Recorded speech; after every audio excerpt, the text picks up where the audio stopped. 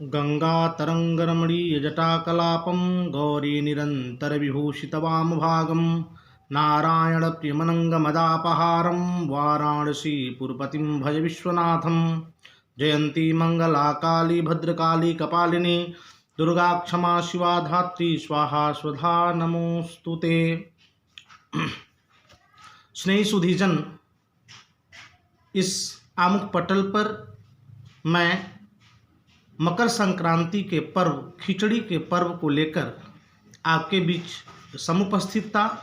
बहुत लोगों ने यह प्रश्न किया कि खिचड़ी का पर्व, महासंक्रांति का पर्व कब मनाया जाए और क्या क्या उसकी विधि है, क्या दान आदि की विधि है, तो उसका क्या शास्त्रोक्त प्रमाण है, उसको लेकर मैं आपके बीच समुपस्थित हूँ। इस वर्ष खिचड़ी का पर्व 15 जनवरी को ही मनाना, शनिवार के दिन बनाना उत्तम रहेगा, क्योंकि 14 जनवरी को रात्रि में 8:34 के बाद सूर्य भगवान का मकर राशि में प्रवेश हो रहा है। और ऐसा हमारे शास्त्रोक्त ग्रंथों में आया हुआ है, चाहे आप काला दर्श को देख लें, हमारे पास निर्णयामृत है या मदन पारिजात है, जैसे भी ग्रंथ को देखें, स्कंद पुराण में भी यह वर्णित है, लिखा हुआ है कि यद्यः तम वेलायाम मकरम याति भास्करः प्रदोषे व अर्धरात्रि व स्नानम दानम परेहनि। यदि रात्रिकालीन या प्रदोष मतलब सूर्यास्त के समय या रात में यदि सूर्य का मकर राशि में प्रवेश हो तो अगले दिन ही स्नान और दान का विशेष महत्व है। तो 14 जनवरी को रात्रि में 8:34 के बाद भगवान सूर्य का, भगवान भास्कर का मकर राशि में प्रवेश है। तो हम जो है खिचड़ी का पर्व 15 को मनाने की कोशिश, 15 को ही मनाएंगे, 15 को ही माना जाएगा। और उस दिन हमें दानादि भी करने हैं, उसका भी शास्त्रोक्त वर्णन है।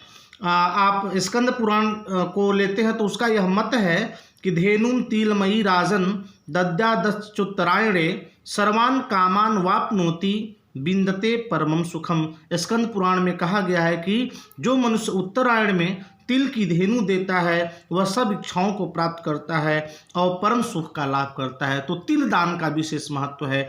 तिल दान के साथ साथ वस्त्र दान की भी चर्चा आई है, वस्त्र दान का भी विशेष महत्व है। कहा गया है विष्णु धर्म में कि उत्तरे त्वयने विप्रा वस्त्रदानम महाफलम तिल पूर्ण मवांगवाहम दत्या रोग ही प्रमुच्यते। यदि आप रोग आदि से पीड़ित हों तो तिल का दान करें और किसी को भी वस्त्र आदि का दान करें उस स्नान करने के बाद, तो उसका बहुत बड़ा फल है, बहुत अच्छा फल है। कहा गया है कि सुबह में आप तिल डाले हुए, काले तिल डाले हुए जल से स्नान करें, उबटन आदि लगाकर स्नान करें और इसके बाद सूखा अन्न, वस्त्र और विशेषकर तिल आदि का दान उस दिन अवश्य करें। और काशी के लोगों के लिए तो बहुत अच्छा है, उनके पास तो बाबा विश्वनाथ की यह नगरी है, वहाँ बाबा के पास जाएं, आप वहाँ जो है तिल के तेल का दीपक जरूर जलाएं। और जहाँ भी आपके पास शिवालय देवालय हो वहाँ तिल के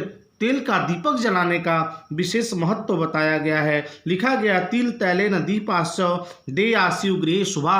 अगर आप अपने जीवन में शुभता चाहते हो तो मकर संक्रांति के दिन तिल का दान करें और तिल के तेल का दीपक देवालय में जलाने से शुभता की प्राप्ति होती है। वस्त्र दान का विशेष महत्व है, सूखे अन्न का विशेष महत्व है और खासकर तिल दान का विशेष महत्व है। अतः मेरे सभी स्नेही सुधी जनों से मेरा यह आग्रह है कि मकर संक्रांति का पर्व आप 15 जनवरी शनिवार को मनाएं, वही शास्त्रोक्त है। और उस दिन तिल आदि का दान अवश्य करें।